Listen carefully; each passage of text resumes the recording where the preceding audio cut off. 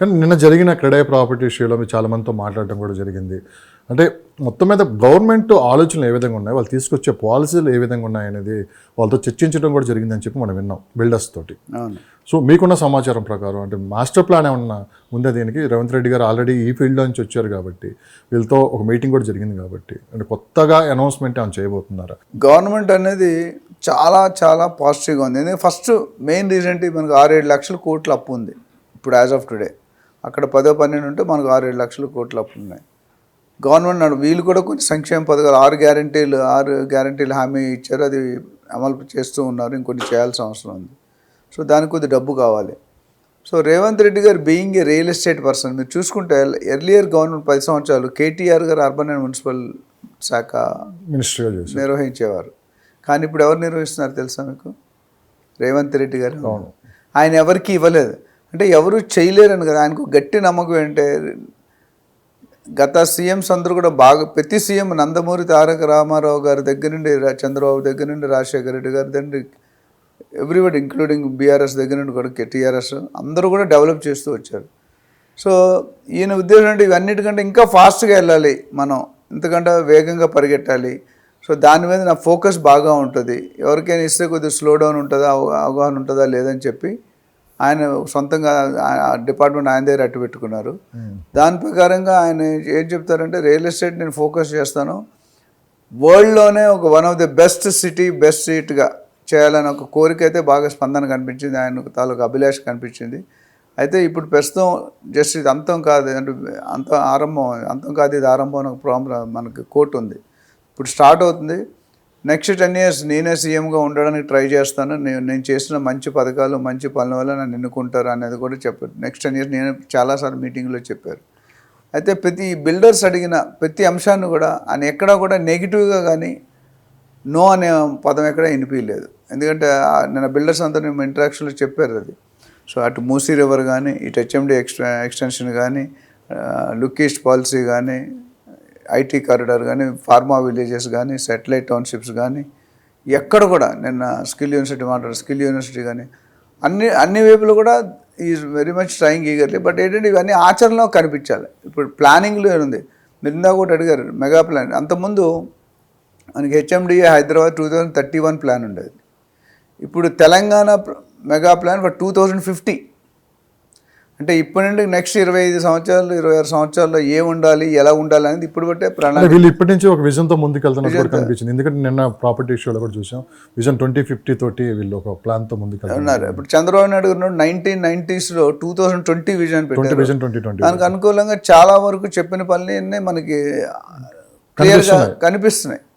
ఇప్పటికీ నేను చాలాసార్లు చెప్పాను, ఆ రౌండ్ బిల్డింగ్ అనేది ల్యాండ్ మార్క్ బిల్డింగ్ అండి. సైబర్ టవర్స్ అనేది ల్యాండ్ మార్క్. ఎందుకంటే సిటీ అనగానే గుర్తొచ్చేది ముందు అదే బిల్డింగ్.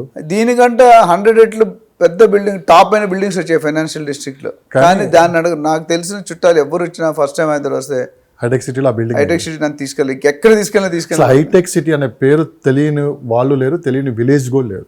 అది మన ఆంధ్ర ఇండియాలో కాదు, ఎంటైర్ వరల్డ్, ఎంటైర్ ప్రపంచంలో. ఎందుకంటే హైదరాబాద్ని ఎలా చేసింటే గ్లోబల్ రియల్ ఎస్టేట్ డెస్టినీగా దాన్ని వక్రీకరించారు. గ్లోబల్ రియల్ ఎస్టేట్ అంటే ప్రతి ఒక్కటి చూపు కూడా హైదరాబాద్.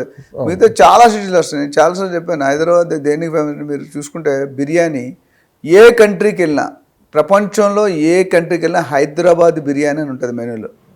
మిగతా ఏ కంట్రీలో ఉండదు. మిగతా మన గుజరాతీ కానీ లేకపోతే రాజస్థానీ కానీ బిర్యానీ ఉండవు, ఓన్లీ అంత ఫేమస్. అంటే హైదరాబాద్ దానికి ఎంత ఫేమస్ ఉందో ఈవెన్ రియల్ ఎస్టేట్ కూడా అంతే. అందుకనే ఎగ్జాంపుల్ ఇచ్చాను మీకు. ఏంటి ఫోర్త్ సిటీ అంటే ఏంటి, తర్వాత ఏంటంటే దీని మీద కూడా ఎక్కువ బయట చర్చ నడుస్తుంది. ఈ ఫోర్త్ సిటీ దీన్ని ఎట్లా డెవలప్ చేస్తారు ఏంటి అని చెప్పి కూడా రేవంత్ రెడ్డి గారితో మీరు మాట్లాడి నాకు క్యాబినెట్లో పొజిషన్ ఇప్పించండి. వాళ్ళు అనుకున్న సీక్రెట్ ఫోర్త్ సిటీ అనేది మనకి ఏం తెలుసు, 3 సిటీలు ఆల్రెడీ ఉన్నాయి చెప్పగలరా? హైదరాబాద్, సికింద్రాబాద్, సైబరాబాద్. ఈ 3 కూడా బాగా అభివృద్ధిలోకి వచ్చాయి. 4వది ఇంకా పేరు పెట్టాల్సింది ఫోర్త్ సిటీ అన్నారు. ఇది మొత్తం కలిపి బ్రాండ్ హైదరాబాద్గా ఇది నేను కంప్లీట్ చేయనండి.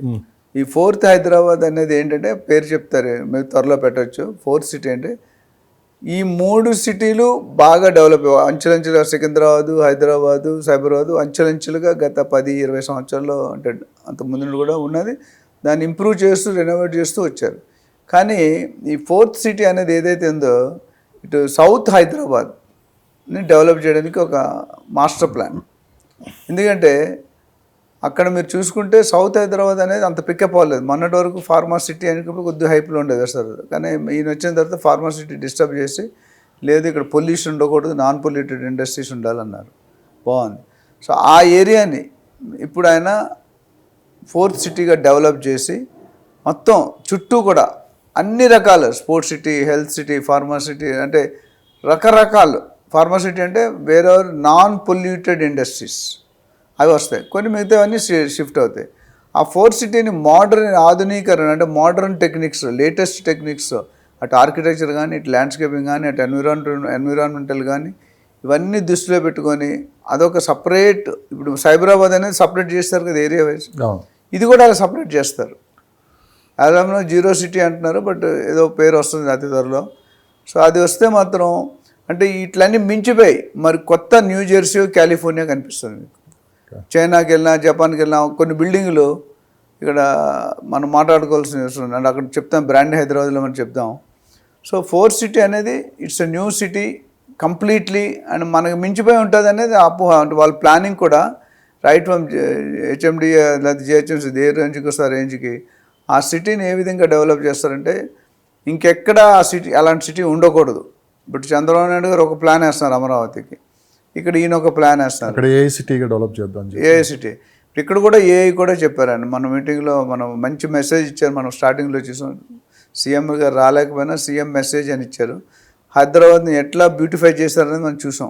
10 నిమిషాల వీడియో అంతా చూసాం కదా మనం. 450 years ఎలా డెవలప్ అయింది, అంచెలంచెలుగా, ఫేజ్ వైజ్గా, స్టేజ్ వైజ్గా ఎలా పెరుగుతూ ఎక్కడి నుండి ఎక్కడికి వచ్చాం అనేది అక్కడ క్లియర్గా చూపించారు. ఎక్కడ స్టార్ట్ అయింది, ఇప్పుడు ఎక్కడున్నాం, ఫ్యూచర్లో ఎక్కడ ఉండబోతున్నాం. నా భూతో నా భవిష్యత్ అంటారు కదా, అట్లా అంచెలంచెలుగా హైదరాబాద్ని ఒక టాప్ బ్రాండ్గా డెవలప్ చేయాలనే ప్లాన్ క్లియర్గా ఆయన ఆలోచనలో కానీ ఆయన డిస్కషన్లో కానీ కనిపించింది.